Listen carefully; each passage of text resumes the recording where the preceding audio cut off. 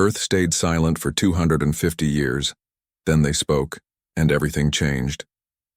The massive diplomatic vessel, Arbiter, glided through the darkness of space, its sleek hull reflecting distant starlight as it approached the Sol system. Commander Lily, Hayes stood on the bridge, her four-fingered hands clasped behind her back as she stared at the growing blue dot on the main view screen. Earth, the planet of mysteries. We are receiving automated docking instructions from Earth Defense Station, Alpha, announced the ship's navigator, a tall Zentari with silvery skin. Same as always. No voice communication, just data packets. Lily nodded, her scaled crest rising slightly with anticipation. Proceed as instructed. For 250 years, Earth had been the silent enigma of the galaxy. They had burst onto the interstellar, seen with remarkable speed, developing faster than light travel barely 50 years after their first primitive rockets. They had made contact, established trade, even joined in early diplomatic summits. And then, without explanation, they had gone completely silent. Not hostile, not isolationist exactly, just quiet. Earth still allowed foreign ships to dock at their orbital stations. They still traded goods. Their automated systems still shared navigational data and safety protocols. But no human voice ever transmitted across the communication channels. No human diplomats ever left their world. All interaction happened through sophisticated AI interfaces that politely declined to explain their creator's retreat from galactic society. Until yesterday. Lily reviewed the message again on her datapad. A simple request transmitted on official Galactic Council channels. The people of Earth formally request a diplomatic envoy. Matters of grave importance to discuss. Commander Lily Hayes specifically requested as Council representative. The Council had been suspicious. Why ask for Lily specifically? The answer was in her genetic lineage. Her great-grandmother had been among the last diplomats to speak with humans before the silence began. Some connection they hoped to leverage. Perhaps, Commander? Her second officer interrupted her thoughts. We're receiving a new transmission from Earth. His voice dropped with shock. It's audiovisual. On screen, Lily ordered, straightening her ceremonial collar. The view screen shifted and a human face appeared, a female with light brown skin and short dark hair, wearing a blue uniform with silver insignia. Galactic Vessel Arbiter, this is. Communications Officer Samantha West of Earth Defense Command. On behalf of the people of Earth, I welcome you to the Sol system. Please proceed to the indicated coordinates for personal shuttle transfer to our surface facility. The bridge fell, silent. Most of Lily's crew had never heard a human voice outside of historical recordings. Some of the younger officers had grown up with children's tales about why the humans had gone quiet. Stories ranging from cosmic curses to mass technological transcendence. Thank you, Officer West, Lily replied, keeping her voice steady despite her surprise. We are honored by this direct communication. May I ask what prompted Earth to break its long silence? The human woman's expression remained professional, but a flicker of something, fear, urgency, crossed her features. All will be explained upon your arrival, Commander. Defense Director Murphy will brief you personally. West out. As the Arbiter approached Earth, Lily was struck by how much the planet had changed. Massive orbital defense platforms formed a protective web around the world, far more extensive than the historical records indicated. Space elevators stretched from surface to orbit at strategic points around the equator. The night side of the planet showed sprawling city lights, but arranged in strangely geometric patterns that seemed more military than civilian in design. Humanity hadn't been hibernating during their silence. They had been building the shuttle. Trip to the surface was tense and quiet. Lily had selected 2 aides to accompany her, her chief diplomatic officer and a security specialist. The human pilot who flew their craft spoke only when necessary, providing safety information in clipped, efficient sentences. They landed at a massive complex built into the side of a mountain range that Lily's geographic database identified as the Rocky Mountains in the former nation-state of the United States. The facility's scale was impressive, with landing pads for hundreds of aircraft and ground vehicles moving in organized patterns that suggested regular military drills. A reception committee waited for them, 5 humans in formal attire that combined elements of business wear and military uniform. At their center stood a tall man with dark skin, graying hair, and eyes that spoke of heavy responsibility. "Commander Hayes," he said, stepping forward and offering a hand in the traditional human greeting gesture. "I am Defense Director Alan Murphy. Welcome to Earth Central Command." Lily performed the handshake as she had been trained, noting the man's firm grip.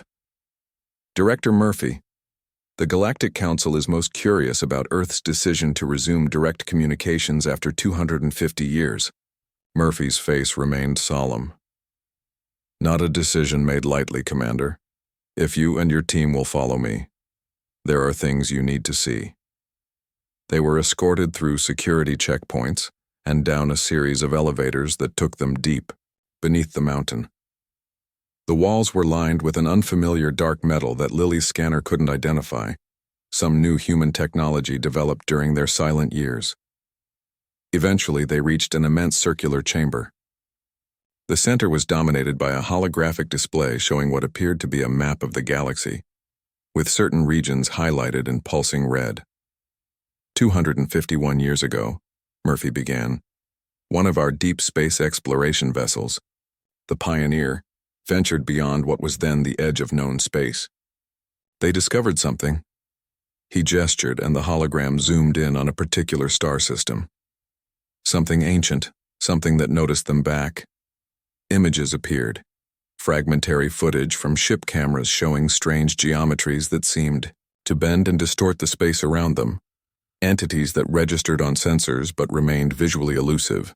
Only one crew member returned alive, Murphy continued. Our scientists studied her testimony and the ship's partial data. We realized we had awakened something that had been dormant for millennia, something that was drawn to communication signals, to the very technology that connected the galaxy. Lily felt her scales flatten against her skin, her species' instinctive response to danger. "And you chose silence to avoid attracting more of these entities?" Murphy nodded grimly. "We had 2 choices, warn the galaxy and potentially cause widespread panic while accelerating the awakening of these creatures, or retreat into silence while we studied, prepared, and developed technologies to fight them." He pressed a control and the hologram shifted to show what looked like a wave spreading slowly across the galaxy. A prediction model. "We chose the harder path, Commander Hayes. We chose to stand guard while the rest of the galaxy continued in blissful ignorance. But now the time for silence is over." Murphy's eyes met hers with grim determination. "The Void Heralds are awakening, and Earth can no longer face this threat alone." Lily understood then why her great-grandmother's diplomatic records had mentioned the humans' strange insistence on developing weapons technology even as they joined a largely peaceful galactic community. They hadn't been warmongering, they had been preparing. Earth had stayed silent not out of fear, but out of duty, sentinels, holding a lonely vigil against a threat only they knew was coming. Earth stayed silent for 250 years, then they spoke, and everything changed. Lily stared at the holographic display, watching as the red wave of the Void Herald's predicted expansion crept across star systems. Questions raced through her mind, but one pushed to the front. 250 years, she said, looking directly at Defense Director Murphy. "Why speak now? Why not continue your silent watch?" Murphy gestured to a female human with short gray hair who stood nearby. "This is Dr. Olivia Martinez, our Chief Science Officer. She can explain better than I can." Dr. Martinez stepped forward and waved her hand over the control panel. The hologram changed to show a distant sector of space near the outer rim.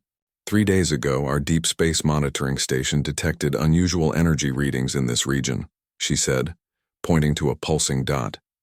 "It matches exactly what our models predicted.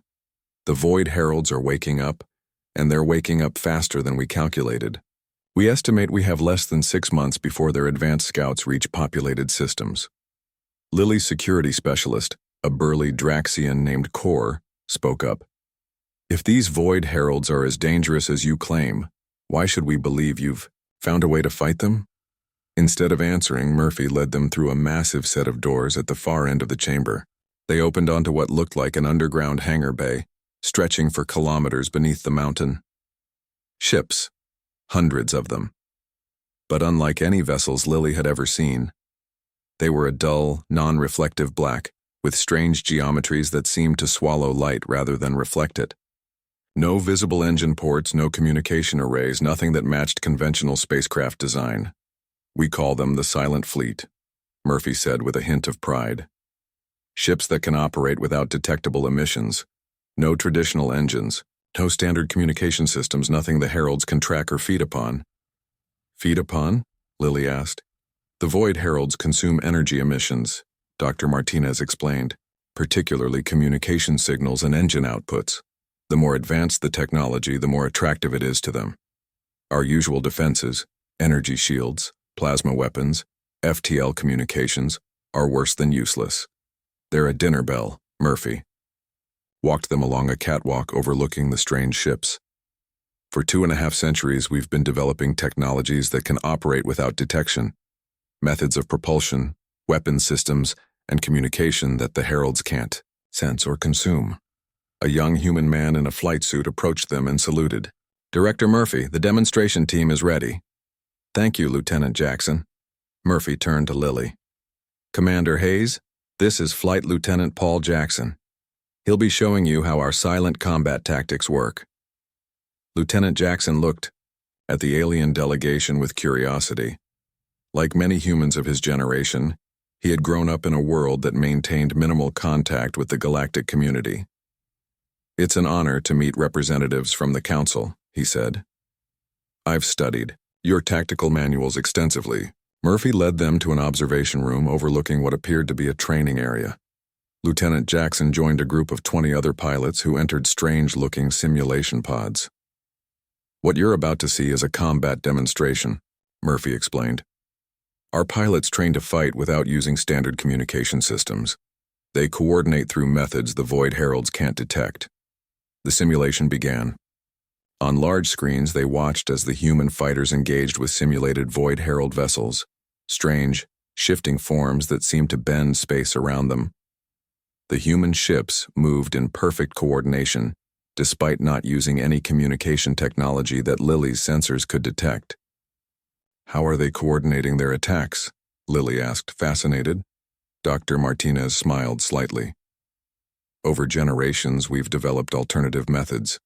Quantum entanglement on a scale no one thought possible. Light-based signals that mimic natural, stellar phenomena, and something we call neural synchronization. Pilots trained from childhood to think as one unit." The demonstration ended with the human forces successfully repelling the simulated attack, though several of their ships were destroyed in the process. "Impressive," Lily admitted. "But simulations are not reality." "We know," Murphy said grimly. "That's why we need the Council's help now. Our intelligence suggests the heralds will emerge near the Centauri Reach first, Council territory. We need permission to deploy our forces there, to establish forward bases with our specialized equipment." Lily's diplomatic officer, a slender Tellurian named Vex, finally spoke. "Director Murphy, you must understand our position. You ask us to believe a threat that no other species has detected, based on data you've kept secret for centuries, and to allow a military deployment into Council space by a world that has been effectively isolationist for generations." Murphy's face hardened. "We expected skepticism. That's why we've prepared this." He handed Lily a data crystal. "Coordinates for a small Void Herald scout we managed to capture and contain 80 years ago. It's being held in a secure facility on Europa. You're welcome to examine it yourself." Lily took the crystal, her scales rippling with concern. "If what you're saying is true," "If what we're saying is true," Murphy interrupted, "then Earth has been the only thing standing between the galaxy and extinction for centuries, and now we need you to stand with us." They returned to the main chamber where a new figure waited for them, an elderly human woman sitting in a hover chair. Her face was lined with age, but her eyes were sharp and clear. "Commander Hayes," Murphy said respectfully. "This is President Michelle Gordon, Earth's global leader. President Gordon studied Lily with keen interest. "Commander, I remember your great-grandmother, a wise diplomat. She suspected something was wrong when we began our withdrawal. She just didn't know what." "Madam President," Lily acknowledged with a formal bow, "the Council will need more than words to mobilize against this threat." "Of course," Gordon nodded. "That's why we're sending a task force with you when you return. 5 of our silent ships and our best crews. They'll demonstrate their capabilities against a small Herald scout that our sensors indicate will emerge near Outpost Delta 9 in approximately 12 days. Lily felt the weight of the situation settling on her shoulders. If the humans were right, the galaxy faced an existential threat it wasn't prepared for. If they were wrong, "We need to break our silence now," President Gordon said softly. "Not just to save ourselves, but to save all intelligent life in the galaxy. Earth has carried this burden alone for too long." As they prepared to return to the Arbiter, Lieutenant Jackson approached Lily with a formal data packet. "Combat tactics and technical specifications for your military advisors," he explained. "We can't afford pride or secrecy anymore. The void. Heralds are coming for all of us." Lily took the packet, understanding finally dawning. Earth's silence hadn't been about fear or isolation. It had been about preparation. 250 years of quiet, determined preparation for a war that only they knew was coming. Earth stayed silent for 250 years. Then they spoke and everything changed. The journey back to Galactic Council headquarters was tense. 5 human ships traveled alongside the Arbiter, sleek, black vessels that moved with unsettling silence. No engine flares, no energy signatures, nothing that would register on standard scanners. They simply existed in space, defying normal physics. Lily spent most of the 3-day journey studying the data the humans had provided. The more she learned about the Void Heralds, the more her concern grew. These ancient entities lived in the dark spaces between stars, dormant for millennia until awakened by the energy patterns of advanced civilizations. The records from the human ship Pioneer showed glimpses of creatures that seemed to be made of living darkness, capable of absorbing energy weapons and feeding on communication signals. "Commander," her second officer called from the bridge doorway, "the Council has assembled an emergency session to hear our report. We'll arrive at Nexus Station in 20 minutes. Lily nodded. "And the human vessels?" "Still with us. Still. Silent." He shifted uncomfortably. "The other ships we've passed are reporting navigation system glitches when they get too close to the human vessels. It's like they bend space around them." "That may be exactly what they're doing," Lily said. The 5 members of the High Council waited in the grand chamber of Nexus Station, the massive space habitat that served as the center of galactic government. Representatives from dozens of species filled the observer galleries. Lily stood at the speaker's platform, flanked by Defense Director Murphy and Lieutenant Jackson. The evidence they presented, sensor readings, historical data, and detailed, scientific analysis, painted a disturbing picture. "The first Herald Scout will emerge here," Murphy said, pointing to a star system near the edge of Council space, "in approximately 9 days. Based on our models, it will be followed by larger forces within weeks." Council Leader Varn, an ancient Thelosian with pale blue skin, leaned forward. "Director Murphy, while your presentation is compelling, we must address the obvious question. Why should we trust Earth now, after centuries of silence? How do we know this isn't some elaborate deception to expand human military presence?" Murphy's face remained calm, but Lieutenant Jackson tensed beside him. It was President Gordon, joining via secure transmission from Earth, who answered. "Council Leader, I understand your suspicion. 250 years of minimal communication has created a gulf between us. That's why we've arranged a demonstration." She nodded to someone off-screen, and the large display in the council chamber switched to a live feed from Europa, one of Jupiter's moons. A heavily reinforced facility came into view, and inside was something. It twisted and shifted in ways that hurt the eyes, a living shadow that seemed to fold in on itself repeatedly. "This is a juvenile Void Herald," Gordon explained. "Captured during an incursion attempt 80 years ago.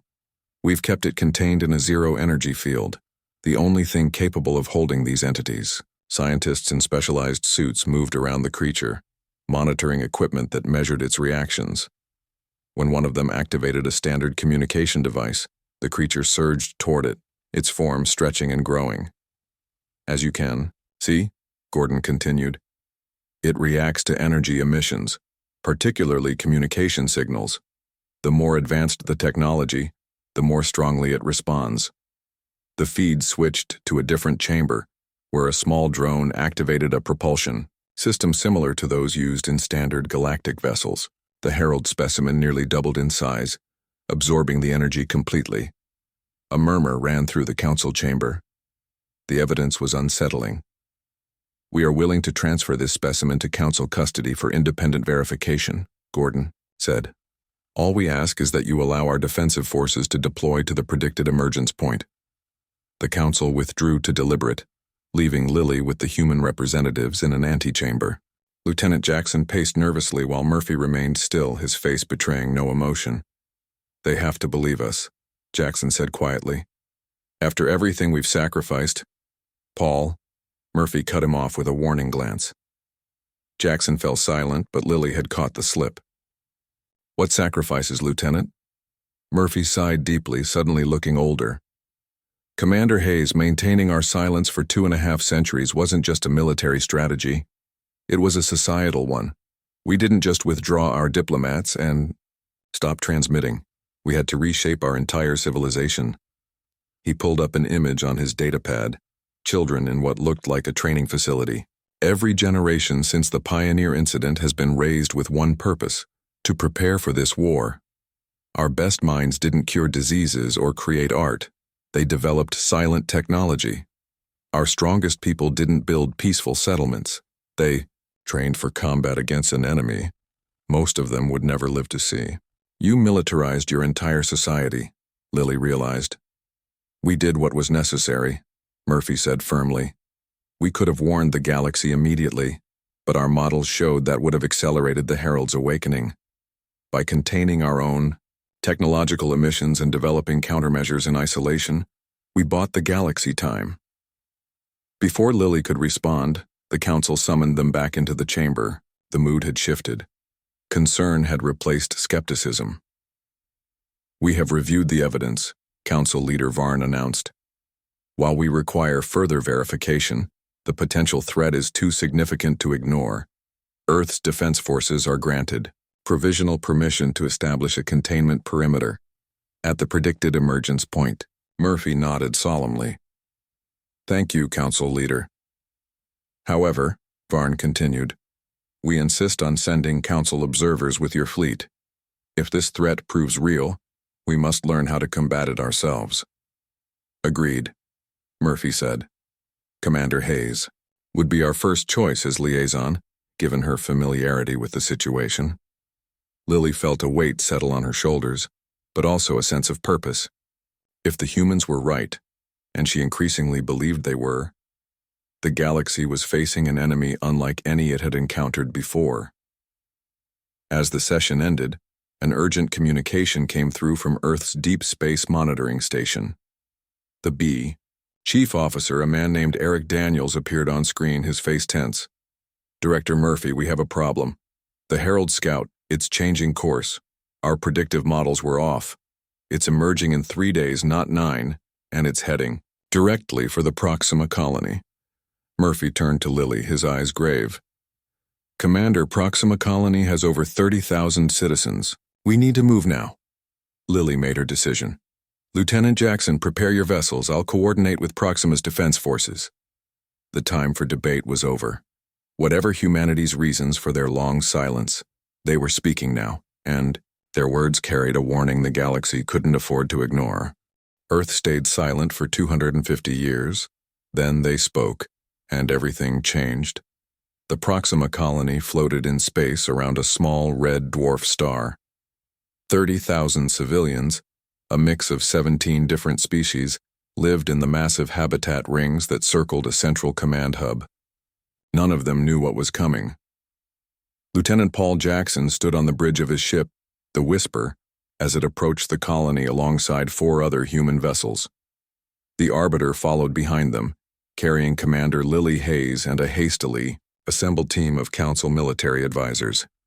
All ships maintain formation, Jackson ordered through the specialized communication system. Rather than standard transmissions, his words traveled through targeted quantum pulses that mimicked natural cosmic background radiation, invisible to the Void Heralds. Activate stealth protocols and prepare defensive measures. The 5 human ships spread out in a protective ring around the colony. Colonists gathered at viewport windows, pointing at the strange black vessels that seemed to absorb light, rather than reflect it. Inside the colony's administrative center, Lily addressed the colony leadership, a nervous group of officials who had been awakened in the middle of their sleep cycle by urgent council communications.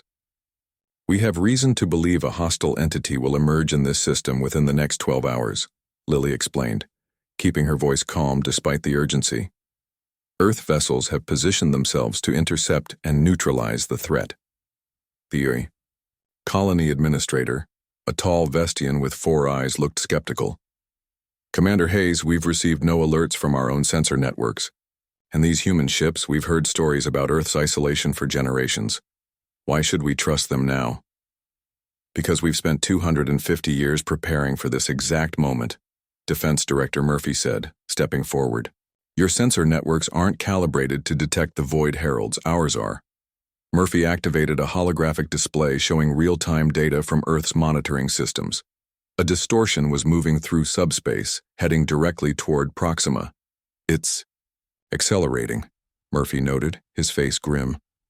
Arrival in approximately 9 hours. While the colony officials began emergency preparations, Lieutenant Jackson and his crew made final adjustments to their weapon systems. Unlike conventional energy weapons which would only feed the Heralds, Earth had developed specialized technology. 0-point field disruptors online, reported Jackson's weapons officer, a young woman named Samantha West, the same communications officer who had first hailed the Arbiter at Earth. In the tight confines of the bridge, she moved with practiced efficiency, her hands dancing across control surfaces that responded to touch rather than electronic signals. Quantum foam anchors at full capacity. Jackson nodded. Deploy sensor drones, silent running protocols only. Tiny black spheres, no larger than a human fist, ejected from the ships and spread out in a wide network.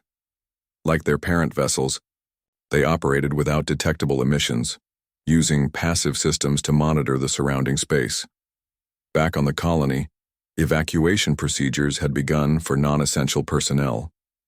Transport ships were loaded with frightened civilians who still didn't fully understand the danger. Lily watched from the colony's command center, a knot of tension building in her stomach. How many can we evacuate in 9 hours? The colony's security chief looked grim. Maybe half. The nearest safe harbor is 3 hours away at maximum speed. Director Murphy, Lily said, turning to the human. What exactly should we expect when this thing arrives? Murphy's face was solemn.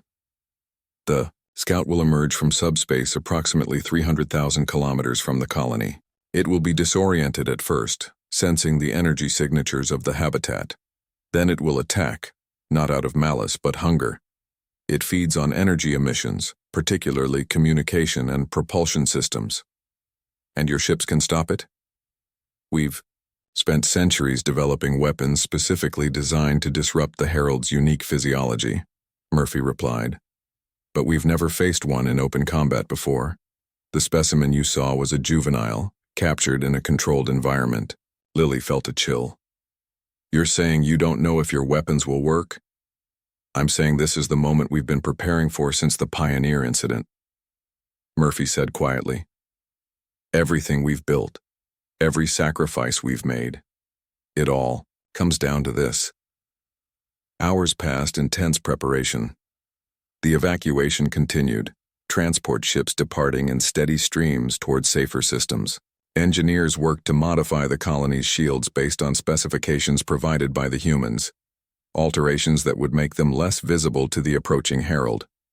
On the Whisper, Lieutenant Jackson reviewed final tactical plans with his Squad leaders. The humans moved with a quiet confidence born of lifelong training. Remember your drills, he told them. No standard communications once the engagement begins. Rely on your neural sync training and timed maneuvers. The Herald will target any energy emissions, so weapons are final resort only. One of his pilots, a young man named Rick Foster, looked nervous but determined.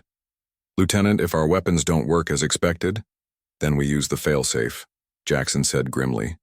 Every human ship carried a quantum singularity at its core, a last resort that would create a localized collapse of space-time, destroying both the ship and anything close to it. But it won't come to that. We've trained for this our entire lives. The alert came 3 hours ahead of predictions. One of the sensor drones detected a subspace distortion forming much closer to the colony than expected. All hands to battle stations, Jackson ordered, strapping himself into his command. Chair, initiate combat protocol Alpha. No active scanning, no engine flares. On the colony, alarm klaxons sounded as the last evacuation ships prepared for departure. Lily and Murphy rushed to the observation deck, where they could witness the approaching confrontation. It's early, Murphy said, his voice tight. And it's bigger than we predicted. Through the reinforced viewport, they watched as space itself seemed to bend and warp. A vast darkness appeared against the stars. Not a solid shape, but a writhing absence of light. Tendrils of nothingness stretched out, probing toward the bright energy signatures of the colony. By the first worlds, Lily whispered. The creature was enormous, at least 3 times the size their models had predicted. Can your ships handle something that big? Before Murphy could answer, the human vessels moved. Without visible propulsion or communication between them, all 5 ships entered a perfect attack formation, spreading out to surround the emerging Herald. The battle for Proxima Colony had begun, and with it, the first true test of humanity's 250 years of silent preparation. Earth stayed silent for 250 years. Then they spoke, and everything changed. The Void Herald moved through space like living darkness, tendrils of nothingness reaching toward the bright energy signatures of Proxima Colony. It was ancient and hungry, awakened from millennia of dormancy by the spread of technological civilizations across the stars. Lieutenant Jackson felt sweat bead on his forehead as he guided the Whisper into attack position. This was the moment everything in his life had led to, the culmination of training that began when he was just 5 years old. Around him, his crew worked in near-perfect silence, communicating through small hand gestures and the neural synchronization they had trained in since childhood. Primary weapons charged, Samantha West reported quietly. 0-point disruptors at full capacity. Jackson nodded and gave the hand signal to the other ships. Without using any detectable communications, the 5 human vessels began their carefully choreographed attack. The Whisper moved first, approaching the Herald from what they hoped was its blind side. The massive entity seemed focused on the colony, drawn to its power systems and communication arrays. Firing solution locked, West said. Jackson took a deep breath. Fire. The weapon made no visible beam or projectile. Instead, a ripple passed through space, distorting the area around the Herald. For a moment, nothing seemed to happen. Then a section of the creature's darkness shuddered and contracted, as if in pain. It worked. The 0-point field disruptors affected the Herald, but the victory was short-lived. The creature spun with surprising speed, tendrils lashing out toward the Whisper. One touched the ship's hull, and immediately alarms blared as systems throughout the vessel flickered. It's draining our power reserves, West shouted. Shields failing. Jackson remained calm. Switch to backup systems, all power to secondary disruptors. On the colony, Lily and Murphy watched the battle unfold through specialized viewing screens.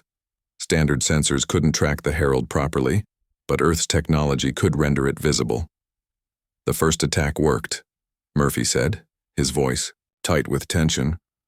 But it's adapting faster than we expected. The 5 human ships danced around the Herald, firing their specialized weapons in a coordinated pattern. Each shot caused the creature to contract slightly, but it was learning, adjusting its strange physiology to resist their attacks. 2 of the ships, the Shadow and the Dusk, moved in closer, deploying what looked like small black cubes. When activated, these devices created a field that seemed to anchor the Herald in place, preventing it from moving toward the colony. Quantum foam anchors, Murphy explained to Lily. They temporarily solidify the subspace rift the Herald exists within, making it vulnerable to our weapons. The battle intensified. One of the human ships took a direct hit from a Herald tendril and spun away, its systems failing. The remaining 4 tightened their formation, their attacks becoming more precise. On the Whisper, Jackson made a difficult decision. Prepare the resonance cascade. West looked at him in shock. Sir, we haven't tested that system outside of simulations. We don't have a choice, Jackson replied. The Herald is adapting too quickly to our standard weapons. He sent the silent signal to the other ships, who acknowledged and began moving into a new formation, a perfect pentagon around the trapped Herald.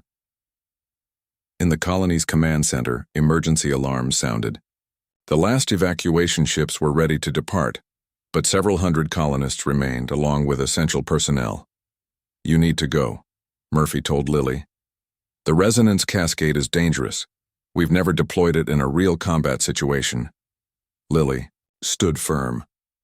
I'm staying. The Council needs to witness this. Outside, the human ships activated their most powerful weapon. Each vessel generated a specialized field that interacted with the others, creating a resonance that amplified their effect. The space between them began to shimmer and distort. The Herald sensed the danger. It lashed out desperately, tendrils striking 2 more ships. The Whisper took a glancing blow that sent it spinning, but Jackson stabilized the vessel and maintained the formation. Resonance at 80%, West reported, her voice steady despite the chaos around them. 90%. Full resonance achieved. The 5 ships fired simultaneously. Not weapons in the traditional sense, but focused bursts of the same quantum field they had been generating. The fields converged on the Herald from all sides. For a moment, nothing happened. Then the creature began to change. Its darkness seemed to fold in on itself, collapsing into a smaller and smaller point as the resonance field forced its extra-dimensional form to compress. It's working, Murphy whispered, watching from the colony. The Herald fought back with a final desperate surge. One tendril struck the dusk directly, engulfing the ship completely. In an instant, all systems on the vessel failed, and it began to drift. But the resonance field held. 4 ships maintained the pattern, and the Herald continued to collapse. We're losing containment, West shouted as the Whisper system strained under the pressure. Field stability at 30% and falling. Jackson made the hardest choice of his life. Initiate final protocol on the dusk. With grim determination, West sent the remote command to the drifting ship. Its quantum singularity core activated, creating a controlled collapse that consumed both the vessel and a significant portion of the Herald that had engulfed it. The explosion rippled through space, disrupting the creature further. With a final push from the remaining ships, the resonance field closed completely. The Herald compressed to a single point of absolute darkness, then vanished, banished back to the void between dimensions. In the silence that followed, Jackson closed his eyes briefly, honoring the crew of the Dusk who had made the ultimate sacrifice. 3 days later, representatives from across the galaxy gathered on Nexus Station. The High Council chamber was filled beyond capacity as President Gordon addressed the assembled species. For 250 years, Earth stood silent guard against a threat we discovered by terrible chance, she said, her voice strong, despite her age. We chose silence not out of fear or distrust, but because every transmission, every signal, hastened the awakening of the Void Heralds. Footage from the battle at Proxima played above her. Now the silence is broken, and with it our isolation. The battle at Proxima was only the beginning. Our long-range sensors detect more heralds awakening across the galaxy. Lieutenant Jackson stood beside Commander Lily, both of them wearing formal uniforms, his black with silver trim, hers the blue and gold of the Council fleet. We will share everything we have developed, Gordon continued. Our silent technology, our weapons, our training methods. In return, we ask only that you stand with us. The heralds are coming, not in centuries or decades, but now. Council leader Varn rose from his seat. Earth's sacrifice and foresight have saved countless lives. The Council formally acknowledges humanity's service to the galaxy. He turned to address the gathered representatives. The time for doubt and division is past. Today, we stand united against this threat. As the session ended, Lily turned to Jackson. Your people kept this burden to themselves for generations. Why not reach out earlier? Why carry this alone? Jackson looked out at the stars visible through the station's massive windows. Our ancestors made a choice. Warn the galaxy and risk accelerating the Herald's awakening, or stay silent and use that time to prepare. They chose the harder path. And now? Now we speak, Jackson said simply. Now we fight together. Throughout the galaxy, the news spread. Earth's long silence had been a vigil, a watch maintained while the rest of civilization continued in blissful ignorance. Ships departed from human space carrying technical advisors and specialized equipment. Training centers opened on a dozen worlds to teach the silent combat tactics developed over generations. Earth had stayed silent for 250 years. Now they spoke, and with their words came both warning and hope, the promise that the galaxy would not face the darkness alone.